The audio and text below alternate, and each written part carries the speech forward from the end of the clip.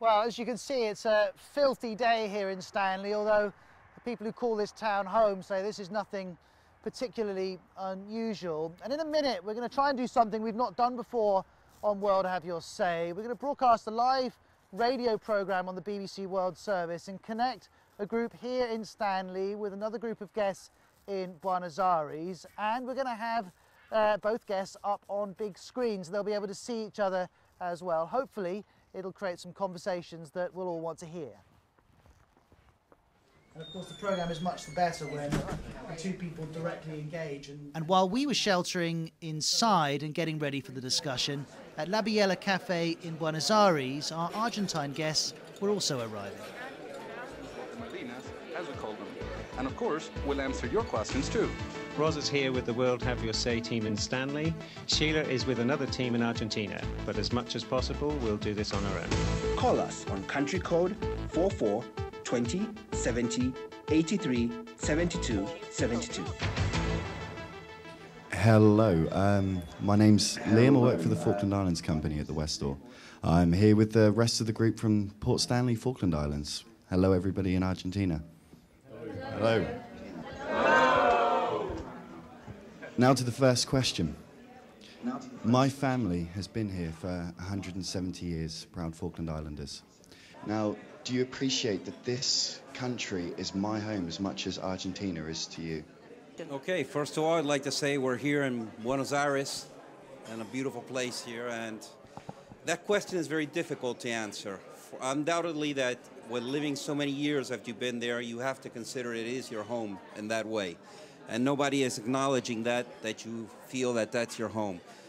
But that is a land that Argentina has been reclaiming for so many years, and we believe that we have to find an option for us that you continue to feel your home, but we can also be part of it.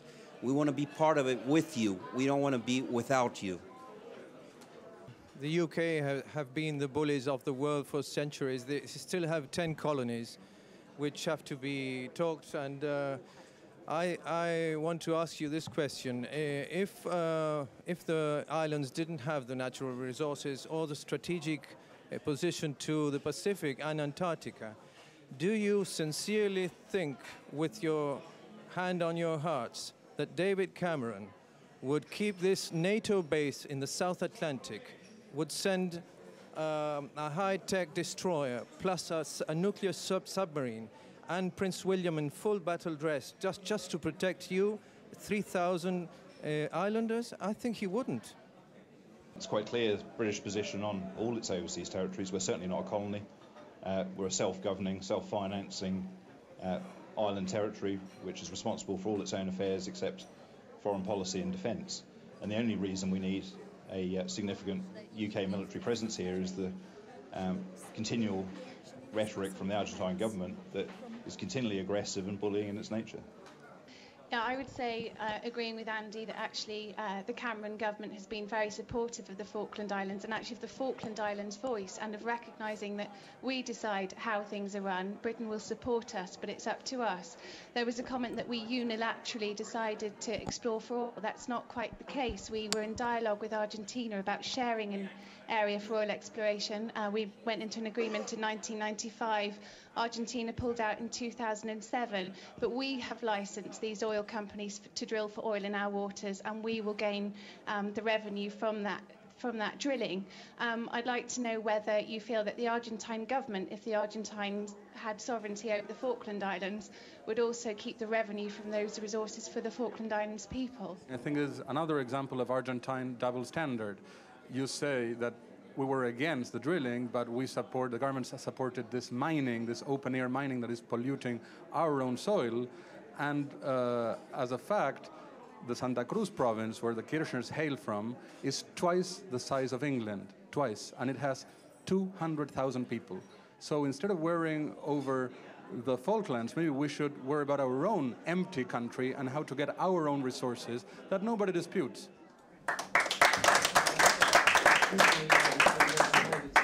Okay, you're willing to talk to us if we give up on our sovereignty claims, and it makes no sense because you are telling us to give up on our position. So I think the aim of any conversation should be to agree on a new scenario, not to give up, not to, you know, yes, to think about the conditions and to talk about it. So it shouldn't be a condition, okay, you change your mind and then we talk. No, we should all talk together to reach a new agreement. What do you think about that? Well, I really believe that as far as we're concerned, we're very happy with the way we live. We don't actually recognise that Argentina has a legitimate claim to the Falkland Islands, and we know that your constitution suggests that the only outcome of negotiations has to be Argentine sovereignty of the Falkland Islands. So it makes us very uneasy about entering into negotiations because we feel that you've already determined the outcome. From our point of view here, we listen to a lot of the comments that come out from these from the political leader and the foreign minister, and a recent example would be where they were talking about the mobile phone sites here in the Falklands, and they're being described as spy satellites and radar stations. That we constantly hear this level of rubbish at a high political level from Christina Kirchner and from Tinneman. And I just wonder, do you guys believe everything they say? And I'm not talking about what's printed in the media here, but when they're stood up speaking at the United Nations or some other organisation, do you believe every fact that they will say? I don't support the new rhetoric, like the presentations in the United Nations. I think they're a bit pointless. But well, I like to look at several sources, and especially authoritative sources. So as a matter of fact, I think I saw more articles in English language media that were contradictory with authoritative sources, even from the UK. So I think it's a bit of a myth that the Argentines are being like brainwashed or blindly following. It's obvious that this is a country with 40 million people, and we have been claiming for the islands for almost 180 years.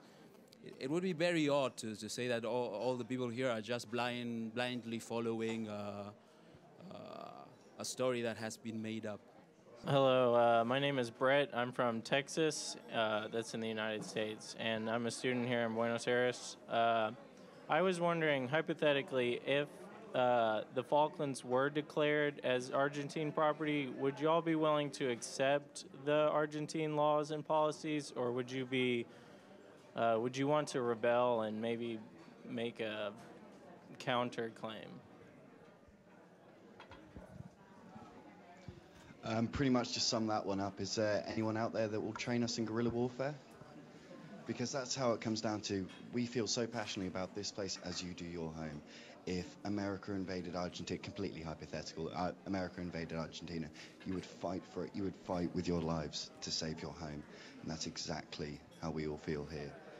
Liam there, providing an uncompromising end to the discussion. It had been fascinating for us to watch and listen to, but how had our guests found the experience? I enjoyed the show today. It was very interesting. It was nice to hear what the Argentinian people had to say, but I still don't trust the Argentinian government. This is the first time I've ever been able to speak to Argentines in Argentina, really listening to their views.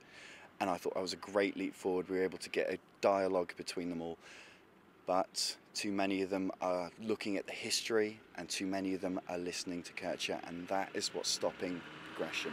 I learned a lot from the debate. Andres told me a lot of information I didn't know about Malvinas settlements by Argentines, and I think I changed my position a little bit. So I think it's very informative. I think it was entirely positive.